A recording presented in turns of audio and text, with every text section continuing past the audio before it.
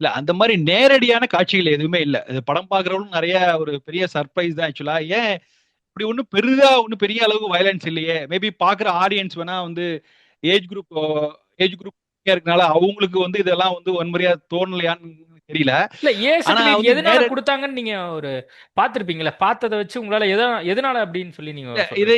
இந்த படம் வந்து ஏ சர்டிபிகேட் கொடுக்க வேண்டிய அவசியமே இல்ல. இதுக்கு யுஏ குடுக்கலாம். இது வந்து அந்த அளவுக்கு வந்து அதீதமான ஒரு வன்முறையோ அந்த மாதிரி எல்லாம் இல்ல.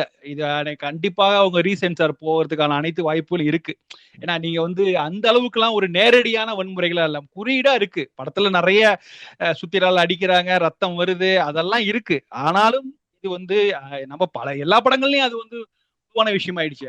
சோ அதனால இதுக்காக வந்து ஒரு ஏ சர்டிபிகேட் கொடுத்து குழந்தைகள் பார்க்கக்கூடாதுன்னு சொல்றதுக்கு அளவுக்கு அதை நியாயப்படுத்தக்கூடிய அளவுக்கு படத்துல ஒன்றும் அவ்வளோ ஒண்ணும் பெரிய வன்முறை காட்சிகள்லாம் இல்ல. இது ம். கண்டிப்பாக குடும்பத்தோட எல்லாரும் பார்க்கலாம். சோ அதனால கொஞ்சம் எடிட் பண்ணி திரும்ப ரீசென்சார் போறதுக்கான அனைத்து வாய்ப்புகள் இருக்குதான் நான் பாக்குறேன்.